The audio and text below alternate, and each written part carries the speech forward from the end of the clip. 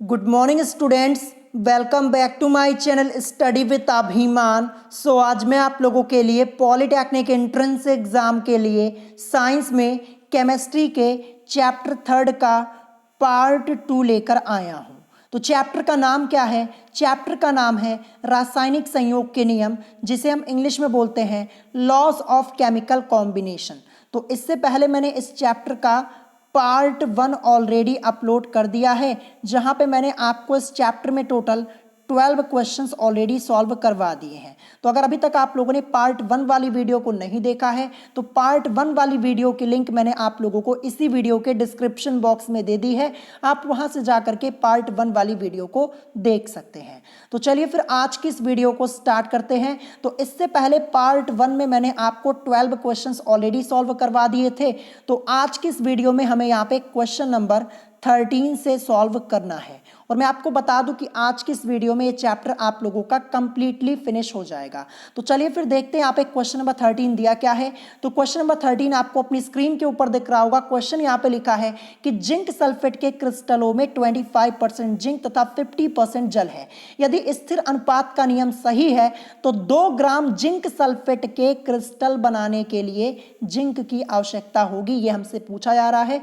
ये क्वेश्चन आपका इंपॉर्टेंट है, आपके एंट्रेंस एग्जाम में पूछा जा सकता है। तो चलिए फिर हम इस क्वेश्चन को सॉल्व करना स्टार्ट करते हैं। तो देखिए सबसे पहले यहाँ पे जिंक सल्फेट लिखा हुआ है, तो यहाँ से आपसे एक दूसरा क्वेश्चन पूछा जा सकता है कि जिंक सल्फेट का रासायनिक सूत्र यानी केमिकल फॉर्मूला क्या होता है। तो जिंक सल्फेट का रासायनिक सूत्र होता है ZnSO4। ये आपको ध्यान रखना, ये आपसे क्वेश्चन के रूप में पूछा जा सकता है। ये मैंने आपको यहाँ पे सबसे पहले बता दिया। तो अब हम आते हैं क्वेश्चन पे और देखते हैं यहाँ पे क्वेश्चन में हमें क्या क्या चीजें दी गई हैं। तो अब यहाँ पे क्वेश्चन में देखिए जिंक सल्फेट लिखा हुआ है, इसकी एग्जैक्ट वैल्यू तो हमें पता नहीं है, यानी हमें यहाँ पे जिंक सल्फेट की मात्रा के बारे में कुछ भी नहीं पता है। तो अब मैं यहाँ पे क्या करूंगा, सबसे पहले जो जिंक सल्फेट है इसकी मात्रा को मैं क्या मान लूंगा, 100 ग्राम मान लूंगा, यानी 100 ग्राम मान लूंगा। ये आपको अपनी तरफ से लिखना होगा, ये आपको ध्यान रखना है। अब आप लोग सोच रहे होंगे कि मैंने यहाँ पे 100 ही क्यों माना हुआ है। तो आप सब लोगों को पता है, आप लोग चाहे मैथमेटिक्स में कैलकुलेशन कीजिए चाहे केमिस्ट्री में, अगर हमें यहाँ पे कोई मात्रा नहीं पता होती है तो क्या करते हैं, उसको हम 100 मान लेते हैं। 100 ही हम क्या करते हैं, बेस मान के चलते हैं। तो मैंने यहाँ पे क्या किया, जो जिंक सल्फेट है इसकी मात्रा मैंने यहाँ पे क्या मान ली, 100, और वो भी यहाँ पे ग्राम में मानी हुई है। ग्राम में क्यों मानी, परसेंटेज में क्यों नहीं मानी? तो मैं आपको पहले ही बता दे रहा हूं, जब आप इस क्वेश्चन को आगे सॉल्व करेंगे, सॉल्व करने पर आपको आंसर ग्राम में ही मिलेगा। ऑप्शंस में आप चेक कर लीजिए, सभी ऑप्शंस आपके यहाँ पे ग्राम में दिए गए हैं, परसेंटेज में नहीं दिए गए हैं। तो इसीलिए क्या करेंगे, हम यहां पे ग्राम में मानेंगे, ध्यान रखिएगा। तो जिंक सल्फेट की मात्रा को मैंने यहां पे क्या कर लिया, 100 ग्राम मान लिया अपने तरफ से। ये आपको सबसे पहले करना है। अब आगे क्वेश्चन में देखिए क्या लिखा है कि जिंक सल्फेट के क्रिस्टलों में 25% जिंक तथा 50% क्या है, जल है। तो जिंक की मात्रा क्या है, 25% है, प्लस यहां पे 50% क्या है, ये जल है। इसको ऐड कर दीजिए तो आपको मिलेगा 75%। तो देखिए टोटल हमने जिंक सल्फेट की मात्रा को 100 ग्राम माना है। अब इसी 100 में से क्या कर दीजिए, 75 को घटा दीजिए तो मिलेगा आपको 25, और यहां पे परसेंटेज में लिखिएगा, ठीक है, परसेंटेज में लिखेंगे। तो जो 25% है ये किसकी मात्रा हो जाएगी, ये सल्फर की मात्रा हो जाएगी। ध्यान रखिएगा, सल्फर की मात्रा हमें कितनी मिल गई, 25% मिल गई जिंक सल्फेट में। ये आपको ध्यान रखना है। तो 25% जो मात्रा हमें मिल गई ये किसकी हो जाएगी, सल्फर की हो जाएगी। क्योंकि देखिए 25% ये जिंक की मात्रा हमें दी गई थी, 50% जल की दी गई थी, इसको ऐड कर लिया तो 75% हो गया। और टोटल हमने जिंक सल्फेट की मात्रा को 100 माना हुआ है, 100 ग्राम में माना हुआ है। अब इसी 100 में से 75 को लेस कर दें तो जो मात्रा बचेगी वो किसकी होगी, सल्फर की ही तो होगी। सल्फर की तो यहाँ पे क्वेश्चन में दी नहीं गई है। तो 25% ये सल्फर की मात्रा यहाँ पे हो जाएगी। आई होप यहां तक आपको क्वेश्चन समझ में आ गया होगा। तो अब हम इस क्वेश्चन को आगे सॉल्व करेंगे तो क्या हो जाएगा। तो हमने यहां पर सबसे पहले क्या किया था, जो जिंक सल्फेट की मात्रा थी इसको क्या मान लिया था अपनी तरफ से, 100 ग्राम। ठीक है, यही तो मात्रा मानी हुई थी। तो अब हम क्या करेंगे, 100 ग्राम जिंक सल्फेट में जिंक की मात्रा को निकालेंगे। बहुत ही ध्यान से सुनिएगा, मैंने क्या बोला, अब हम यहां पे 100 ग्राम जिंक सल्फेट में जिंक की मात्रा को निकालेंगे। तो देखिए यहां पे क्वेश्चन में ऑलरेडी दिया गया है कि जिंक सल्फेट के क्रिस्टलों में 25% जिंक है। तो फिर यहां पे 100 ग्राम जिंक सल्फेट में जिंक की मात्रा क्या हो जाएगी, 25 ही तो होगी, 25 हो जाएगी ना, ठीक है। और क्या लिखेंगे, ग्राम में लिखेंगे, ये आपको ध्यान रखना है। तो इसी तरीके से 1 ग्राम में निकालेंगे तो क्या हो जाएगा, 1 ग्राम में निकालेंगे तो 25 और बटे में क्या हो जाएगा, 100 कर देंगे, और अपॉन में क्या हो जाए, यहाँ पे अपॉन में आपका 100 होगा और यहाँ पे ग्राम लिख देंगे। और हमसे पूछा क्या जा रहा है, हमसे पूछा गया था कि 2 ग्राम जिंक सल्फेट के क्रिस्टल बनाने के लिए जिंक की आवश्यकता होगी। तो फिर 2 ग्राम के लिए हम यहाँ पे निकाल लेंगे, तो 2 ग्राम क्या लिखेंगे, हम यहाँ पे लिखेंगे 2 ग्राम जिंक सल्फेट में क्या करेंगे, हम जिंक की मात्रा को निकाल लेंगे और हमें यहाँ पे पता चल जाएगा कि कितनी जिंक की आवश्यकता होगी। तो 2 ग्राम के लिए निकालेंगे तो 25 और बटे में क्या कर देंगे, 100, और 2 ग्राम के लिए निकाल रहे तो मल्टीप्लाई बाई 2 कर देंगे। अब देखिए 25 एकन्नम 25 होता है, 25 चौके 100, यही तो आपका होता है 25 वन जा 25 और 25 फोर जा 100 होता है। तो बचा क्या, 1/4 और इंटू में 2, 1/4 और इंटू में 2, यही तो बचा हुआ है नीचे। अब इसको सॉल्व करेंगे, 2 1 जा 2 हो जाएगा और यहाँ पे अपॉन में क्या आएगा, 4 आएगा। अब देखिए ये 2 1 जा 2 कर लेते हैं और 2 2 जा 4, 1/2 आया हुआ है ना, जैसा कि आप लोग देख पा रहे होंगे। अब इसी को सॉल्व कर लीजिए, सॉल्व करने पर आपको क्या मिलेगा, 0.5 ग्राम, यही तो आपको मिलेगा और यही इस क्वेश्चन का करेक्ट आंसर हो जाएगा। देखिए 1/2 यही तो हमें लास्ट में मिला हुआ था सॉल्व करने पर। जब आप इसको सॉल्व करेंगे 1 से 2 में करेंगे तो यहाँ पे डिवाइड करेंगे, छोटी संख्या 0 पॉइंट लगाएंगे तब जाके एक 0 बढ़ेगा और 2 5 जा आपका क्या हो जाएगा, 10 हो जाएगा, यानी 0.5 और ग्राम, यही इस क्वेश्चन का करेक्ट आंसर होगा। कहां पे दिया गया, ऑप्शन बी में दिया गया है। तो आई होप आपको ये क्वेश्चन समझ में आया होगा, एक एक पॉइंट मैंने आपको डिटेल में यहां पे समझा दिया। तो 2 ग्राम जिंक सल्फेट के क्रिस्टल बनाने के लिए जो जिंक की आवश्यकता होगी 0.5 ग्राम होगी, ठीक है। क्वेश्चन की प्रैक्टिस कर लीजिएगा, 1 से 2 बार प्रैक्टिस करेंगे, बड़े आसानी से आपको समझ में आ जाएगा। अब आते हैं नेक्स्ट क्वेश्चन पे, क्वेश्चन नंबर 14। क्वेश्चन नंबर 14 ये भी इंपॉर्टेंट है, बहुत ही ध्यान से समझिएगा। क्वेश्चन लिखा है कि एक पात्र में 2.433 ग्राम बेरियम क्लोराइड लेकर उसमें 0.98 ग्राम सल्फ्यूरिक अम्ल मिलाने पर प्राप्त बेरियम सल्फेट तथा हाइड्रोक्लोरिक अम्ल के भार का योग होगा। ये हमसे यहाँ पे पूछा जा रहा है।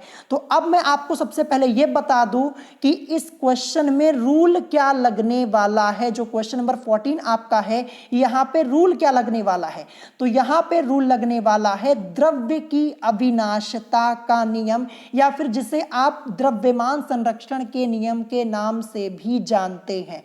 तो द्रव्य की अविनाशता का नियम, या फिर आप बोलिए द्रव्यमान संरक्षण का नियम, आखिर ये होता क्या है, तो बहुत ही ध्यान से सुनिएगा।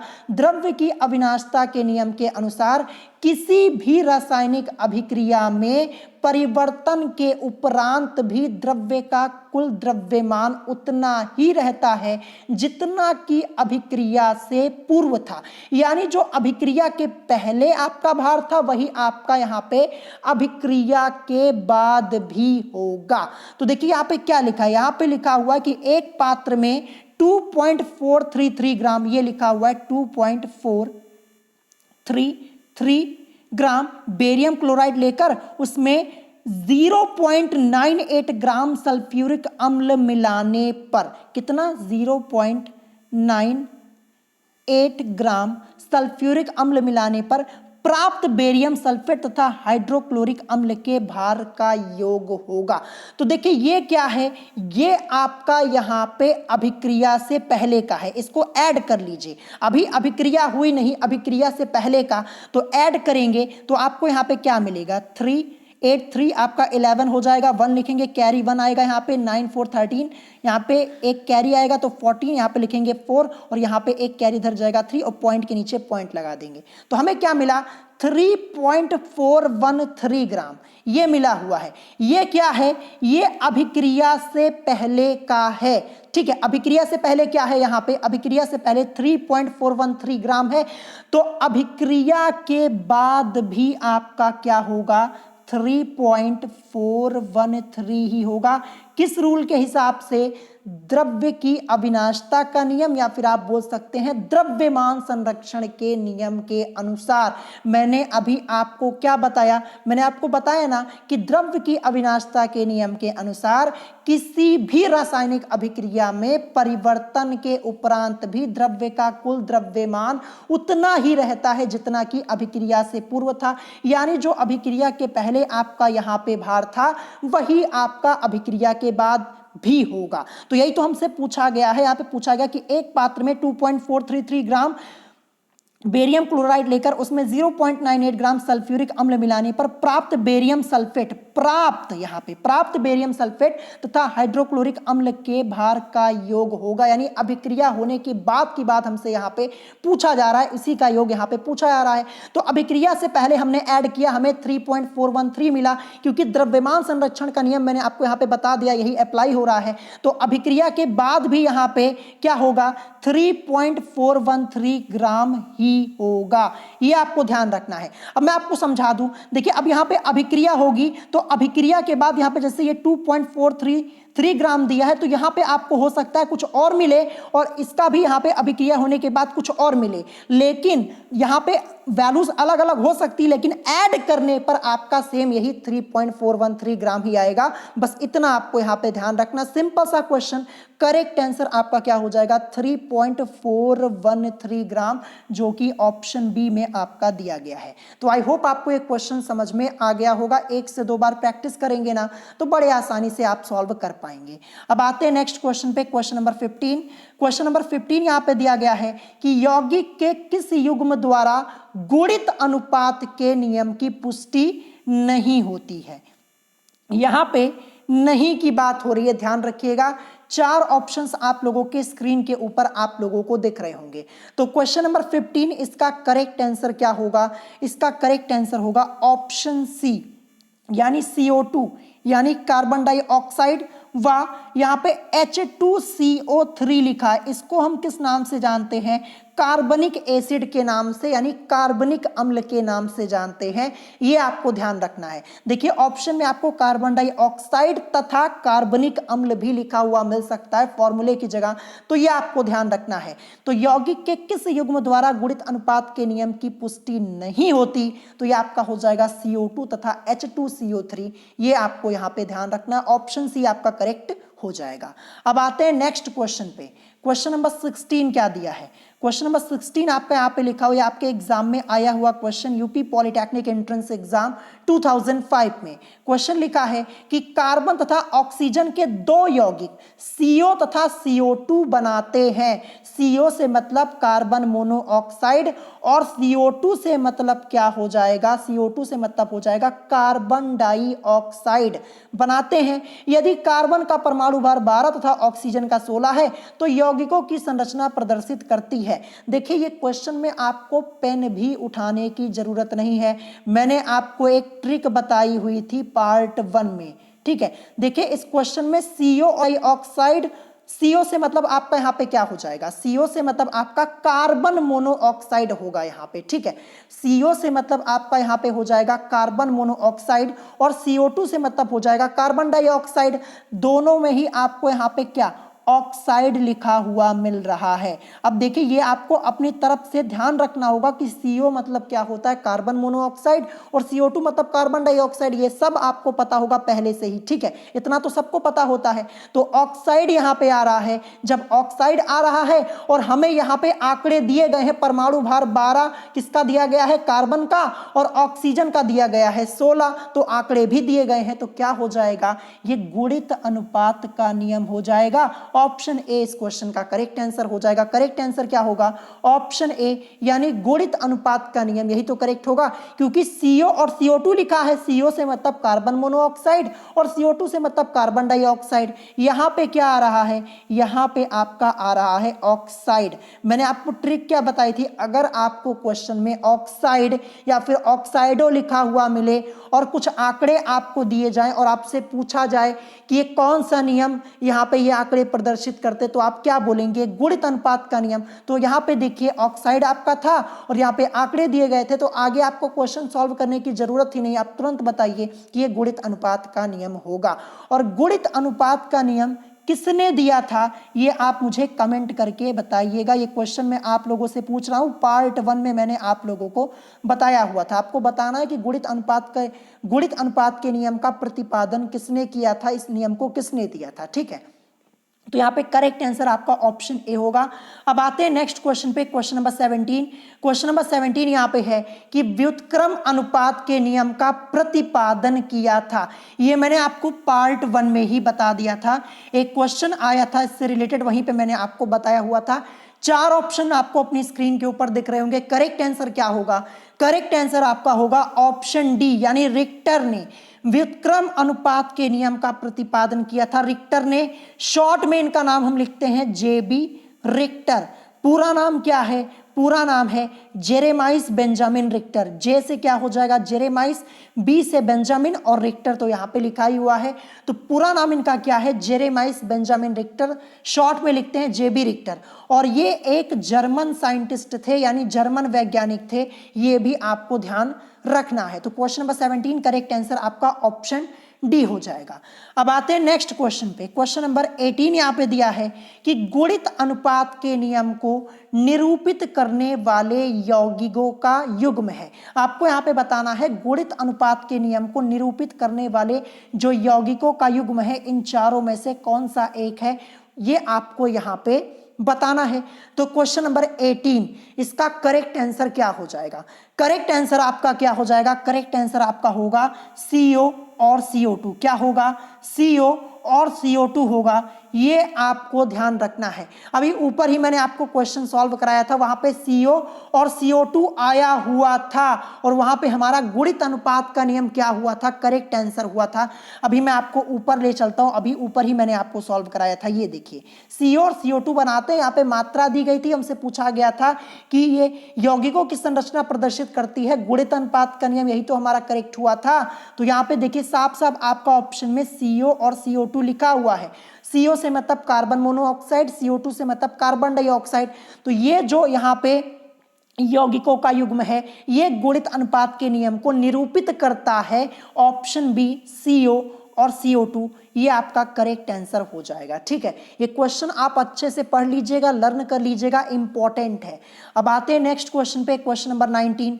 क्वेश्चन नंबर 19 यहाँ पे दिया है कि क्लोरीन हाइड्रोजन तथा सोडियम से क्रिया करके क्रमशः HCl तथा NaCl बनाती है। यदि सोडियम तथा हाइड्रोजन ने परस्पर क्रिया की तो इनका अनुपात होगा। देखिए क्या बात हो रही है, सोडियम यानी Na की, सोडियम और तथा हाइड्रोजन, हाइड्रोजन मतलब H, यानी सोडियम और हाइड्रोजन ने परस्पर क्रिया की तो इनका अनुपात होगा। तो यहाँ पे मात्रा भी दी गई है क्वेश्चन में, देखिए जैसा कि आप लोग देख पा रहे होंगे, यहाँ पे आपको एटॉमिक वेट दिया है, परमाणु भार दिया गया, हाइड्रोजन का 1, सोडियम का 23 और क्लोरीन का 35.5 ये आपको दिया हुआ है। तो देखिए इस क्वेश्चन में क्या होगा, मैं आपको सबसे पहले ये बता दूं कि यहाँ पे रूल क्या अप्लाई होने वाला है। तो यहाँ पे अप्लाई होगा द्रव्य की अविनाशिता का नियम, या फिर आप बोल सकते हैं द्रव्यमान संरक्षण का नियम। तो द्रव्य की अविनाशिता के नियम के अनुसार किसी भी रासायनिक अभिक्रिया में परिवर्तन के उपरांत भी द्रव्य का कुल द्रव्यमान उतना ही रहता है जितना कि अभिक्रिया से पूर्व था। ये आपको ध्यान रखना है। अब देखिए यहाँ पे Na की मात्रा सबसे पहले हमें क्या दी गई है? 23। ये मात्रा या फिर आप बोलिए परमाणु भार आपको यहाँ पे Na का दिया गया है, ये आपको ध्यान रखना है। तो परमाणु भार हमें कितना दिया गया? Na का 23 और इसके अलावा हाइड्रोजन का कितना दिया गया? हाइड्रोजन का 1 ही होता है, तो 1 दिया हुआ है, ठीक है। यानी ये अभिक्रिया से पूर्व का है, ध्यान रखिएगा। अभिक्रिया से पूर्व अगर हम इसका अनुपात निकालेंगे तो 23:1 ही मिलेगा, ठीक है। फिर यहां पे देखिए क्वेश्चन में लिखा था यदि सोडियम तथा हाइड्रोजन ने परस्पर क्रिया की, यानी अब अभिक्रिया के बाद की बात होगी, यानी सोडियम और हाइड्रोजन ने परस्पर अभिक्रिया की तो इनका अनुपात क्या होगा। तो द्रव्यमान संरक्षण का नियम लग रहा है, तो देखिए अभिक्रिया से पूर्व अनुपात 23:1 था, तो जब अभिक्रिया करेंगे अभिक्रिया के बाद भी 23:1 ही होगा, कोई चेंज नहीं होगा। करेक्ट आंसर ऑप्शन डी यानी 23:1 हो जाएगा। क्यों हुआ 23:1? क्योंकि द्रव्यमान संरक्षण का नियम लग रहा है, द्रव्यमान की अविनाशता का नियम लग रहा है। तो द्रव्यमान की अविनाशता के नियम के अनुसार किसी भी रासायनिक अभिक्रिया में परिवर्तन के उपरांत भी द्रव्य का कुल द्रव्यमान उतना ही रहता है जितना कि अभिक्रिया से पूर्व था। तो देखिए अभिक्रिया से पूर्व अगर हम Na और H यहां पे इसका भार देखेंगे, परमाणु भार Na का 23 दिया गया है और हाइड्रोजन का 1 दिया है, तो रेशियो में निकालेंगे 23:1 आएगा और अभिक्रिया के बाद सेम 23:1 ही रहेगा, क्योंकि द्रव्यमान संरक्षण या फिर आप बोल सकते हैं द्रव्य की अविनाशता का नियम यहां पे अप्लाई हो रहा है। तो ऑप्शन डी करेक्ट होगा। आई होप आपको समझ में आ गया होगा। क्वेश्चन बहुत ही इजी है, बस आपको यहां पे कॉन्सेप्ट पता होना चाहिए। अब आते हैं नेक्स्ट क्वेश्चन पे, क्वेश्चन नंबर 20 पे। तो क्वेश्चन नंबर 20 आपको अपनी स्क्रीन के ऊपर दिख रहा होगा। सेम यही क्वेश्चन मैंने आपको पार्ट 1 में सॉल्व कराया था, 2019 के एग्जाम में आया हुआ था। देखिए इस क्वेश्चन में चेंज क्या किया गया है, ऑप्शन में चेंज कर दिया गया है बस। देखिए यहाँ पे ऑप्शन में द्रव्यमान संरक्षण का नियम लिख दिया गया है और जो पार्ट 1 में मैंने आपको कराया था वहां पे द्रव्य की अविनाशता का नियम लिखा हुआ था। देखिए द्रव्यमान संरक्षण का नियम बोलिए चाहे द्रव्य की अविनाशता का नियम बोलिए, दोनों बात एक ही होगी। जो पार्ट 1 में क्वेश्चन कराया है उसको देखिए और तुरंत इसके बाद इस वाले क्वेश्चन को देखिए, केवल ऑप्शन में ही आपको चेंज मिलेगा और सारा कुछ आपका क्वेश्चन सेम वैसे ही है। अब यहां पे लिखा है कि 10.0 ग्राम या फिर आप बोल सकते हैं 10 ग्राम CaCO3 गर्म करने पर 4.4 ग्राम CO2 तथा 5.6 ग्राम CaO देता है। उपर्युक्त प्रेक्षण सहमत है, ये हमें यहां पे बताना है। तो चलिए फिर हम इस क्वेश्चन को सॉल्व करना स्टार्ट करते हैं। तो देखिए सबसे पहले मैंने यहाँ पे CaCO3 लिखा जिसकी मात्रा हमें 10.0 ग्राम दी गई है, या फिर आप बोल सकते हैं कि जिसका द्रव्यमान, ठीक है द्रव्यमान बोल सकते हैं, 10 ग्राम हमें यहाँ पे दिया हुआ है, ठीक है।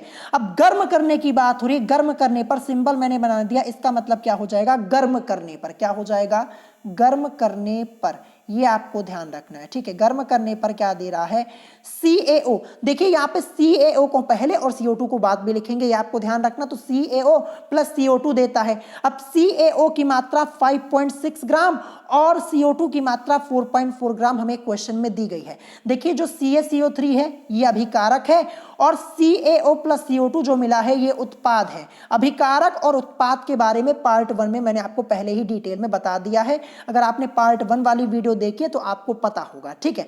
तो यहाँ पे देखिए जो CaCO3 है इसकी मात्रा हमें 10 ग्राम दी हुई थी, ठीक है। और ये क्या है, देखिए यहाँ पे गर्म करने से पहले, क्योंकि यहाँ पे क्या लिखा है कि 10 ग्राम CaCO3 गर्म करने पर 4.4 ग्राम CO2 तथा 5.6 ग्राम CaO देता है। इसका मतलब ये अभिक्रिया से पूर्व CaCO3 का द्रव्यमान यहाँ पे दिया गया, इसकी मात्रा 10.0 ग्राम है, ठीक है। और जब अभिक्रिया हुई गर्म करने पर CaO और प्लस CO2 हमें मिलेगा। देखिए CaO को पहले और CO2 को बाद में लिखेंगे। तो देखिए यहाँ पे मात्रा क्या दी गई है, देखिए CaO कितना है 5.6 ग्राम और यहाँ पे CO2 जो है, CO2 की मात्रा 4.4 दी गई है। यहाँ पे साफ साफ लिखा देख लिए 4.4 ग्राम CO2 तथा 5.6 ग्राम CaO देता है। अब देखिए क्या करेंगे, इन दोनों को ऐड कर लीजिए, जो बाद में हमें यहाँ पे उत्पाद मिला हुआ है ये, अगर आप इसको ऐड करेंगे 5.6 ग्राम और 4.4 ग्राम, इसको ऐड कर लेंगे ना तो ऐड करने पर सेम आपको यहाँ पे 10.0 यानी 10 ग्राम ही मिलेगा। यानी क्या मतलब हो जाएगा, जो अभिकारक का द्रव्यमान है वो बराबर है उत्पाद के द्रव्यमान के। अभिकारक का भी द्रव्यमान या फिर आप मात्रा भी बोल सकते हैं 10.0 ग्राम है, और यहाँ पे जो उत्पाद मिला था इसको ऐड करने पर हमें 10.0 ग्राम मिल रहा है। इसका मतलब क्या हो जाएगा, ये जो उपर्युक्त आंकड़ा है ये द्रव्यमान संरक्षण के नियम का समर्थन करता है। द्रव्यमान संरक्षण का नियम बोलिए चाहे द्रव्य की अविनाशिता का नियम बोलिए, बात एक ही होगी। तो द्रव्यमान संरक्षण के नियम के अनुसार किसी भी रासायनिक अभिक्रिया में परिवर्तन के उपरांत भी द्रव्य का कुल द्रव्यमान उतना ही रहता है जितना अभिक्रिया से पूर्व था। यानी जो अभिक्रिया के पहले द्रव्यमान था वही अभिक्रिया के बाद भी होगा। तो अभिक्रिया के पहले 10 ग्राम था, अभिक्रिया के बाद भी 10 ग्राम है। इसका मतलब द्रव्यमान संरक्षण का नियम यहां पे लग रहा है, या फिर आप बोल सकते हैं द्रव्य की अविनाशिता का नियम। तो यहां पे ऑप्शन में आपका द्रव्यमान संरक्षण का नियम दिया गया है, ऑप्शन डी करेक्ट हो जाएगा। और यही सेम क्वेश्चन मैंने आपको जो पार्ट 1 में कराया था वहां पे क्या दिया था, द्रव्यमान संरक्षण की जगह द्रव्य की अविनाशिता का नियम दिया था। क्या दिया था, द्रव्य की अविनाशिता का नियम लिखा हुआ था। बस चेक कर लीजिएगा, आपको खुद ही पता चल जाएगा। तो दोनों क्वेश्चन सेम थे, वैल्यूज भी सेम थी, बस ऑप्शन में चेंजेस किए गए थे। तो ये ऑप्शन डी करेक्ट हो जाएगा। आई होप आपको क्वेश्चन समझ में आया होगा। अब आते हैं नेक्स्ट क्वेश्चन पे, क्वेश्चन नंबर 21। क्वेश्चन नंबर 21 बहुत ही ध्यान से समझिएगा। यहां पे लिखा है कि कार्बन डाइऑक्साइड के 5 नमूने विभिन्न विधियों द्वारा बनाए गए। अब देखिए इस लाइन पे ध्यान दीजिएगा, विभिन्न लिखा है। क्या लिखा है, विभिन्न। देखिए इसी लाइन को हम ध्यान में रखकर इस क्वेश्चन के आंसर को करेंगे। अभी कैसे आपको समझ में आ जाएगा। तो विभिन्न विधियों द्वारा बनाए गए प्रत्येक नमूने में 27.3% कार्बन और शेष ऑक्सीजन पाई गई। जिस नियम की पुष्टि इससे होती है, यानी जिस नियम की इससे पुष्टि होती है उस नियम को प्रस्तुत करने वाले वैज्ञानिक थे रशियन, फ्रेंच, इंग्लिश, जर्मन। अब देखिए यहाँ पे ना वैज्ञानिक का नाम पूछा गया, वैज्ञानिक का नाम तो पूछा नहीं गया, ये पूछ लिया गया कि वो वैज्ञानिक कहाँ से बिलोंग करता था, मतलब कहाँ का वैज्ञानिक था, ये आपसे पूछ लिया गया। इसीलिए मैंने आपको जब पढ़ाया था पार्ट 1 में सभी क्वेश्चन, तो ये भी बताया था कि कौन सा वैज्ञानिक कहाँ से बिलोंग करता है, इसीलिए बताया था, क्योंकि ऐसे भी क्वेश्चन आपसे पूछे आते हैं। अब देखिए यहाँ पे ऑक्साइड लिखा हुआ है, तो ये मत कर दीजिएगा कि गुणित अनुपात का नियम आप तुरंत लगा दे। बहुत ही ध्यान से समझिएगा। एक वर्ड देखिए यहाँ पे विभिन्न विधियों द्वारा लिखा हुआ है, तो यहाँ पे अप्लाई क्या होगा, यहाँ पे रूल क्या अप्लाई होगा, स्थिर अनुपात का नियम, ये आपको ध्यान रखना है। और स्थिर अनुपात का नियम ये किसने दिया था, ये दिया था जोसेफ प्राउस्ट ने। किसने, जोसेफ प्राउस्ट ने दिया था। और जोसेफ प्राउस्ट ये कहाँ के वैज्ञानिक थे, ये एक फ्रेंच साइंटिस्ट थे, यानी फ्रांस से बिलोंग करते थे। करेक्ट आंसर आपका ऑप्शन बी फ्रेंच होगा। अब देखिए एक शब्द विभिन्न मैंने बोला था, यहां से आपको ध्यान रखना है। देखिए स्थिर अनुपात का नियम क्या होता है, बहुत ही ध्यान से सुनिएगा। स्थिर अनुपात के नियम के अनुसार प्रत्येक रासायनिक यौगिक में, चाहे वह किसी भी विधि द्वारा, यानी विभिन्न विधि द्वारा किसी भी परिस्थिति में किसी भी स्थान पर बनाया जाए, उपस्थित तत्वों के द्रव्यमान एक निश्चित अनुपात में संयुक्त रहते हैं। एक बार फिर से मैं आपको रिपीट करके बताऊं कि स्थिर अनुपात का नियम होता क्या है। तो इस नियम के अनुसार प्रत्येक रासायनिक यौगिक में, चाहे वह किसी भी विधि द्वारा, किसी भी विधि द्वारा यानी विभिन्न विधि द्वारा, बस यही इतना आपको ध्यान रखना है। यहाँ पे लिखा था ना कि विभिन्न विधियों द्वारा बनाए गए ना, तो किसी भी विधि द्वारा बनाए गए, यानी रूल क्या होता है कि प्रत्येक रासायनिक यौगिक में, चाहे वह किसी भी विधि द्वारा किसी भी परिस्थिति में किसी भी स्थान पर बनाए जाए, उपस्थित तत्वों के द्रव्यमान एक निश्चित अनुपात में संयुक्त रहते। इसीलिए मैंने आपसे कहा ये विभिन्न वर्ड जो आपका लिखा, इस पे आपको ध्यान देना है। तुरंत आप बता देंगे कि ये क्या होगा, स्थिर अनुपात के नियम की बात हो रही है। यही एक सिंपल तरीका है क्वेश्चन सॉल्व करने का। एक बार आप स्थिर अनुपात का नियम पढ़ लीजिएगा, बुक में आपके दिया होगा, थ्योरी पार्ट में चेक कर लीजिएगा, वहां पे आपको लिखा हुआ मिलेगा जो रूल मैंने अभी आपको बताया, बस इतना पढ़ लीजिएगा, वैसे ही आप कर लेंगे। तो ये स्थिर अनुपात का नियम है, जोसेफ प्राउस्ट ने दिया था, जो कि एक फ्रेंच साइंटिस्ट थे। ऑप्शन बी करेक्ट हो जाएगा। अब आते हैं नेक्स्ट क्वेश्चन पे, क्वेश्चन नंबर 22। तो क्वेश्चन नंबर 22 आपको अपनी स्क्रीन के ऊपर यहाँ पे दिख रहा होगा। यहाँ पे लिखा है कि एक पात्र में 170 ग्राम AgNO3 तथा 58.5 ग्राम NaCl मिलाकर हिलाते हैं। रासायनिक अभिक्रिया से सिल्वर क्लोराइड तथा सिल्वर नाइट्रेट बनते हैं। क्या बनता है? सिल्वर क्लोराइड बनता है और सिल्वर नाइट्रेट बनते हैं। अभिक्रिया के बाद कुल द्रव्यमान पहले से अधिक, पहले से कम होगा, उतना ही रहेगा, अधिक या कम भी हो सकता है। तो मैं आपको बता दूं, इस क्वेश्चन में अप्लाई होगा आपका द्रव्यमान संरक्षण का नियम, या फिर आप बोल सकते हैं द्रव्य की अविनाशिता का नियम आपका यहाँ पे अप्लाई होगा। तो द्रव्य की अविनाशिता के नियम के अनुसार, या फिर आप बोल सकते हैं द्रव्यमान संरक्षण के नियम के अनुसार, किसी भी रासायनिक अभिक्रिया में परिवर्तन के उपरांत भी द्रव्य का कुल द्रव्यमान उतना ही रहता है जितना कि अभिक्रिया से पूर्व था। यानी जो अभिक्रिया के पहले द्रव्यमान था वही आपका अभिक्रिया के बाद भी होगा। तो इसका मतलब अभिक्रिया के बाद कुल द्रव्यमान क्या होगा? उतना ही होगा, कोई चेंज नहीं होगा, क्योंकि द्रव्यमान संरक्षण का नियम, या फिर आप बोल सकते हैं द्रव्य की अविनाशिता का नियम यहाँ पे लग रहा है। तो अभिक्रिया के बाद भी कुल द्रव्यमान सेम उतना ही होगा। बस इतना आपको ध्यान रखना है। इस टाइप के क्वेश्चन की आप प्रैक्टिस कर लीजिए। अगर 1 से 2 बार प्रैक्टिस किए रहेंगे, जैसे आपका दिया है, तो आपको तुरंत पता चलेगा कि हाँ, यहाँ पे द्रव्यमान संरक्षण का नियम लगेगा, कोई चेंज होगा नहीं, अभिक्रिया के बाद भी कुल द्रव्यमान उतना ही रहेगा। अब देखते हैं इस चैप्टर का लास्ट क्वेश्चन, क्वेश्चन नंबर 23। मैंने आपको इस चैप्टर में सभी क्वेश्चन सॉल्व करवा दिए और अदर बुक के भी क्वेश्चन मैंने आपको करवा दिए हैं। इससे ज्यादा क्वेश्चन आपसे नहीं पूछा जाएगा। अगर पूछा जाएगा तो इन्हीं 23 क्वेश्चन में से आपको मिल जाएगा। इसी टाइप के क्वेश्चन आपसे पूछे जाएंगे। खासकर ये वाला क्वेश्चन आपसे पूछा जा सकता है, जो क्वेश्चन नंबर 20 मैंने कराया, और इससे पहले इस टाइप का एक क्वेश्चन कराया था, ये ज्यादा पूछा जाता है, ये आपको ध्यान रखना है। अब देखते हैं यहाँ पे लास्ट क्वेश्चन क्या दिया है कि कार्बन और हाइड्रोजन ऑक्सीजन से अलग अलग संयोग करके CO2 तथा H2O बनाते हैं। जब कार्बन और हाइड्रोजन आपस में संयोग करेंगे तब इनके द्रव्यमानों में अनुपात होगा।